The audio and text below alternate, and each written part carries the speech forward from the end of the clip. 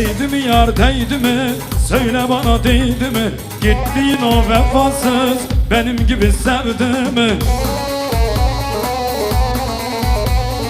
Haberini verdiler, pişman olmuş dediler. Bir zalimin peşinden gittiğine değdi mi? Haberini verdiler, pişman olmuş dediler. Bir zalimin peşinden gittiğine değdi mi? Eyvah!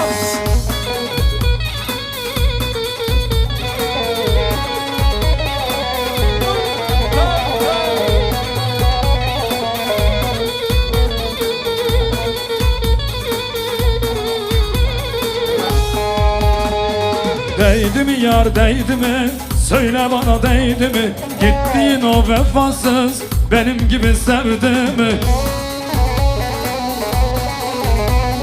Haberini verdiler, pişman olmuş dediler. Bir vefasız uğruna gittiğine değdi mi? Haberini verdiler, pişman olmuş dediler. Bir zalimin peşinden dolan baraj. Eyvah! Leka!